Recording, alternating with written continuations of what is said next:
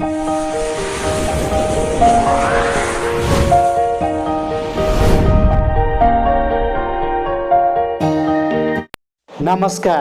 क्यामेराबाट श्रवण देवकोटाको साथमा म हुँ ज्योतिषी ठाकुर देवकोटा। आदरणीय दर्शकहरू, 2077 साल माघ महिनाको 29 गते औँसीको रात चुपचाप यो उपाय गर्नुहोस्, अवश्य सफलता प्राप्त गर्न सक्नुहुन्छ। वास्तवमा औँसीको रात भन्ने बित्तिकै मान्छेहरू डराउँछन्। औँसीको रात भनेको लक्ष्मी माताको महत्त्वपूर्ण रात मानिन्छ। त्यसकारण औँसीको दिन हामीले घरमा केही उपायहरू गर्न सक्यौँ, हामीले केही न केही दान पुण्यहरू गर्न सक्यौँ, त्यस दिनमा हामीले कुनै एक कामहरू गर्न सक्यौँ भने अवश्य जीवनमा सफलता प्राप्त गर्न सक्छौँ। महत्त्वपूर्ण कुरा छ। वास्तवमा ज्योतिष शास्त्रमा चन्द्रमालाई मन भनिन्छ, मनको कारक। चन्द्रमा भनेको मनको कारक। मान्छेको जीवनमा मन बिग्रियो भने, तन बिग्रियो भने मान्छे कहिले पनि प्रगति गर्दैन भन्छन् नि। त्यसकारण हाम्रो मन अनि त्यसपछि तनलाई एकमुष्ट तपाईँको केन्द्रित गरेर त्यसलाई कन्ट्रोल गरेर चलाउनेवाला ग्रह जब औँसीको दिनमा अलिकति अस्त भएको अवस्था, भन्नुको अर्थ उसको पावर कम भएको अवस्था, सूर्यको नजिकमा रहँदाखेरि चन्द्रमाले जुन खालको हामीलाई सकारात्मक किसिमको ऊर्जा दिनुपर्ने त्यो दिइरहेको हुँदैन। त्यसकारण ज्योतिष शास्त्रले भनिरहेको छ चन्द्रमा भन्ने ग्रहलाई मन कारक, तन कारक, त्यसैगरी माता कारक र जर कारक भनिएको छ। त्यसकारण ज्योतिष शास्त्रमा एउटा कुरा तपाईँलाई म बताउँ, जति पनि ज्योतिषहरूले राशिफल लेख्नुहुन्छ नि चन्द्रमा ग्रहलाई प्रमुख आधार मानेर लेख्नुहुन्छ। दैनिक राशिफलहरू जति पनि ज्योतिषहरूले लेख्नुहुन्छ चन्द्रमाको ग्रहको आधारमा लेख्नुहुन्छ। त्यसकारण हामी सर्जीव प्राणीहरूलाई सबैभन्दा छिटो प्रभाव बनाउन सक्ने, हाम्रो मनलाई छिटै परिवर्तन गराउन सक्ने, हाम्रो शरीरमा छिटै ऊर्जा दिन सक्ने ग्रह भनेको चन्द्रमा हो। त्यसकारण औँसीको दिनमा चन्द्रमा भन्ने ग्रह कमजोर अवस्थामा रहेको हुन्छ। त्यसकारण हामीले केही न केही उपाय गऱ्यौँ भने हाम्रा सारा बिग्रिनेवाला कामहरू, हाम्रा जीवनका निराशाहरूलाई, हाम्रो मन अनियन्त्रित भइरहेको हुन्छ, हाम्रो मन अस्थिर भइरहेको हुन्छ, अस्थिर भइरहेको मनलाई कन्ट्रोल गर्नको लागि केही न केही उपाय अवश्य रहनेछ। आज हामी महत्त्वपूर्ण कुरा तपाईँको माझमा लिएका छौँ। त्यसैले भन्दैछौँ कि कारण रहेको छ कि माघको 29 गते औँसीको रात हामीले चन्द्रमा जुन कमजोर छ त्यो चन्द्रमा कमजोरलाई हामीले चाहिँ कसरी सकारात्मक बनाउने, औँसीको रातमा हाम्रो घरमा लक्ष्मीको कृपा कसरी बनाउने, त्यसकारण यो महत्त्वपूर्ण दिनको कुरा आज हामी तपाईँको माझमा राख्दैछौँ। मैले यहाँहरूको माझमा थुप्रै 15-20 वटा महत्त्वपूर्ण कुराहरू बताउँछु। तपाईँलाई जे गर्न मन लाग्छ, जुन कुरा सजिलो लाग्छ त्यो कामहरू गर्नुभयो भने अवश्य सफलता प्राप्त गर्न सक्नुहुन्छ। आउनुहोस्, तपाईँ हामी मन र तनलाई जोडेर मनलाई चङ्गा बनाएर पक्कै पनि हामीले जीवनमा ऊर्जा लिनको लागि यो उपायहरू के गर्न सक्छौँ त म तपाईँको माझमा अब बताउँछु। सबभन्दा पहिलो कुरा रहेको छ माघको 29 गते मौन व्रत बस्न सक्नुहुन्छ भने राम्रो, मौन व्रत बस्नुहोस् राम्रो। यदि त्यो सक्नुहुन्न भने यहाँले माघको 29 गतेको दिनमा बिहान स्नान गर्नुहोला। बिहान जब सूर्य उदय हुन्छ उठ्ने अनि स्नान गर्ने। स्नान गरेर स्नान गर्दा तपाईँले चाहिँ सकभर नदी, तलाउ, खोला, नदी नालामा स्नान गर्नु राम्रो मानिन्छ। यदि नदी, तलाउ, खोला आदिहरू छैनन् भने यहाँले गङ्गा जल आफूले नुहाउने स्नान गर्ने पानीमा राखेर गङ्गा जल मिसाएर त्यसमा यहाँले कालो तिल मिसाउन सक्नुहुन्छ, कुशको टुक्राहरू राख्न सक्नुहुन्छ, पञ्चकव्य मिसाउन सक्नुहुन्छ अनि स्नान गर्नुहोस्। तपाईँले गङ्गा, तलाउ, सागरमा स्नान गरे बराबर फल प्राप्त गर्न सक्नुहुन्छ। यो महत्त्वपूर्ण विधि र तरिका तपाईँको माझमा राखिरहेको छु। त्यसपछि यहाँले आफ्नो घरमा नित्य कर्महरू, पूजाहरू, पञ्चायन देवताहरूको पूजाहरू गर्न सक्नुहुन्छ र यहाँले पूजाआजा गर्दा यस दिनमा आज घिउको दियो बाल्नु राम्रो र उपयुक्त मानिन्छ। त्यसैगरी श्रीखण्डले यहाँले विभिन्न देवी देवतालाई पूजा गर्नु राम्रो मानिन्छ। त्यसैगरी दहीले पूजा गर्नु आजको दिन राम्रो मानिन्छ। कपुर अनिवार्य बाल्नु होला, कपुरले पूजा गर्नु राम्रो र शुभ मानिन्छ। त्यसपछि अर्को रह्यो तपाईँले आजको दिन औँसीको दिनमा बितेका मान्छेहरूको जुन फोटो हुन्छ त्यसलाई दक्षिण दिशा राखेर उत्तरतिर फर्काएर यहाँले चाहिँ धूपदीपहरू गरिदिने, पूजा गरिदिने यो औँसीको दिनमा धेरै महत्त्वपूर्ण समय हो।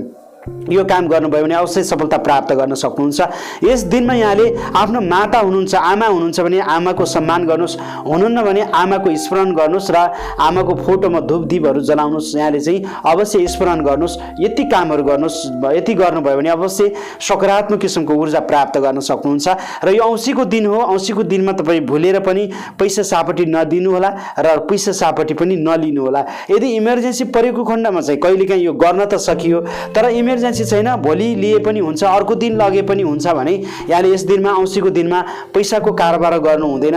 त्यसै नयाँ चिजहरू नयाँ कामहरू सकभर औँसीको दिनमा शुभारम्भ नगर्नु भनेर शास्त्रमा भनिएका हुन्छन्। त्यसकारण यस दिनमा अलिकति सतर्क र सावधानी भएर अगाडि बढ्नुभयो भने राम्रो र शुभ रहन्छ। यस दिनमा यहाँले ओम स्वम सोमाय नमः पूजा गर्न सक्नुहुन्छ। ओम स्वम सोमाय नमः भनेर चन्द्रमाको पूजा गर्नुहोला र अवश्य पनि यहाँले चन्द्रमालाई स्मरण गर्न सक्नुहुन्छ, देवीको पूजा गर्न सक्नुहुन्छ। यो महत्त्वपूर्ण दिन तपाईँको लागि रहेको छ। त्यसकारण हामी औँसीको रातलाई सफलता उन्मुख बनाउनको लागि, सकारात्मक किसिमको ऊर्जा प्राप्त गर्नको लागि यो महत्त्वपूर्ण विधि र उपाय हामी तपाईँको माझमा जोडिरहेका छौँ। आदरणीय दर्शकहरू, र अर्को महत्त्वपूर्ण कुरा हामी तपाईँको माझमा के भन्दैछौँ भने विशेष गरेर यहाँहरूले गर्नुपर्ने साँझको समयमा पक्कै पनि घरमा दीप प्रज्वलन चाहिँ अवश्य गर्नुहोस्। औँसीको दिनमा लक्ष्मीको घर घरमा यात्रा भइरहेको हुन्छ भन्ने शास्त्रीय मान्यता रहेको छ। त्यसकारण औँसीको दिनमा यहाँले साँझ दीप प्रज्वलन अवश्य गर्नुहोस्। तुलसी मठमा पनि दीप प्रज्वलन गरिदिनु होला, त्यसै गरी पूजा गर्ने ठाउँमा पनि यहाँले दीप प्रज्वलन गरिदिनु होला, धेरै राम्रो हुन्छ।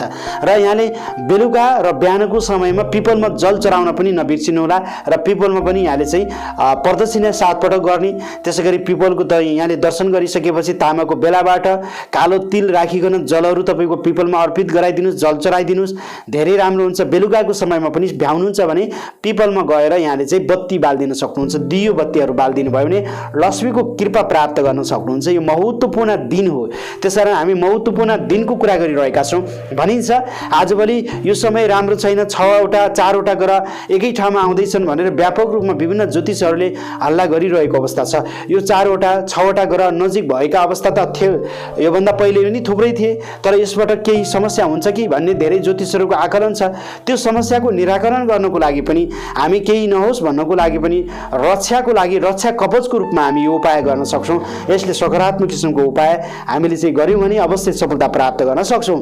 त्यसकारण हाम्रो घरमा नकारात्मक किसिमको ऊर्जा प्राप्त नरहोस् भन्नको लागि हामीले औँसीको दिनमा पक्कै पनि घरमा उज्यालो बनाउनु, घरमा दियो बत्तीहरू बाल्नु, हरेक कोठामा बत्तीहरू बाल्नु राम्रो हुन्छ।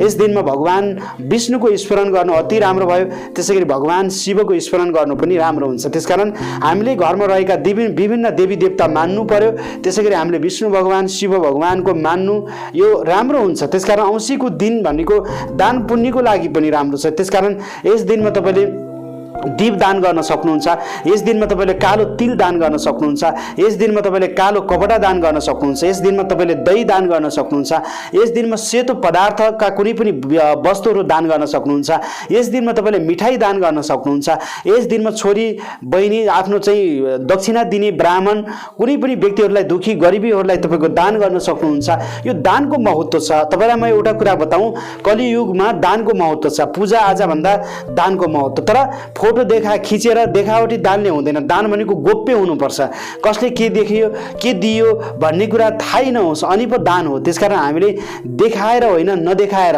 हामीले चाहिँ आचार्य हुने हिसाबले तपाईँको कुनै पनि व्यक्तिलाई गोप्य तरिकाले दान दियौँ भने कलियुगमा यसको शुभ फल प्राप्त गर्न सकिन्छ भनेर शास्त्रमा भनिएको हुन्छ। यो महत्त्वपूर्ण कुरा हामी तपाईँको माझमा जोडिरहेका छौँ। आदरणीय दर्शकहरू, पक्कै पनि यो विधि अन्तर्गत तपाईँलाई जे इच्छा लाग्छ, जे सजिलो हुन्छ यो कामहरू गर्नुभयो भने राम्रो हुन्छ। औँसीको दिनमा यहाँले सगोर माछा मासुहरू नखानुहोला, शुद्ध भोजनहरू गर्नु अति राम्रो शुभ रहने भयो। औँसीको दिनमा यहाँले सगोर सहवासहरू पनि नगर्नुहोला। औँसीको दिन हामी शारीरिक मानसिक रूपमा शुद्धि रहनु, शारीरिक मानसिक सबै कुरालाई हामीले चाहिँ कन्ट्रोल गरेर अगाडि बढ्यौँ भने अवश्य सफलता प्राप्त गर्न सक्छौँ, लक्ष्मीको कृपा प्राप्त गर्न सक्छौँ, जीवनमा सुख र शान्ति समृद्धिको हामीले चाहिँ आशा गर्न सक्छौँ। त्यसकारण हामी जीवनमा कति दुःख गर्छौँ, वास्तवमा सङ्घर्ष गर्छौँ, व्यापार व्यवसाय विदेश रोजगार हरेक कुरा। यो दुःख के को लागि? हाम्रो जीवन सुखी रहोस्, हामी खुसी रहौँ। केही समय दुःख गरे पनि हामीले केही समय हामी खुसियाली राम्रो तरिकाले आफ्नो जीवनलाई चलाउन सकौँ, यो महत्त्वपूर्ण कुरा हो नि। त्यसकारण हामी 2 दिनको जीवनमा एकले अर्कोलाई डाहा गरेर हुँदैन, एकले अर्कोलाई रिस गरेर हुँदैन, ससाना कुरामा रिसाएर हुँदैन। त्यसकारण हामी सबै कुरालाई मनन गरेर घर परिवार सुख शान्ति समृद्धि बनाउनको लागि घरभित्रबाट आफ्नो कोठाबाट नै हामीले आफ्नो कोठालाई सर सफाई हरेक कुरा हाम्रो चाहिँ ग्रहहरूलाई सकारात्मक तरिकाले अगाडि बढायौँ भने अवश्य जीवनमा सफलता प्राप्त गर्छौँ। त्यसकारण जीवन भनेको 2 दिनको घाम छाया हो। त्यसकारण बिहान जब सूर्य उदाउँछ त्यसपछि अस्ताउँछ। त्यसकारण मान्छे जन्मेपछि मृत्यु हुन्छ। त्यसकारण मृत्युदेखि डराएर भएन, बाँचुन्जेल हामीले केही न केही राम्रो काम गरौँ, अवश्य जीवनलाई खुसियाली बनाऊ। यही नै हाम्रो जीवन सार्थक रहन्छ। आदरणीय दर्शकहरू, आजको जानकारी, आजको विषयवस्तु कस्तो लाग्यो? तपाईँलाई जस्तो लाग्यो त्यस्तै सल्लाह सुझाव प्रतिक्रिया दिन सक्नुहुन्छ र हाम्रो च्यानलमा नयाँ हुने सहभागी सब्स्क्राइब गरिदिनु होला। नजिकै रहेको बेलमा क्लिक गर्न सक्नुहुन्छ। ज्योतिष, वास्तु, धर्म र संस्कृति सम्बन्धी कुनै जिज्ञासा छ, संसारको कुनै पनि ठाउँबाट आफ्नो फुर्सदको समयमा हामीलाई फोन गर्न सक्नुहुन्छ। हाम्रो मोबाइल नम्बर रहेको छ 98 478 44 095 98 095 60 557 मा फोन गर्न सक्नुहुन्छ।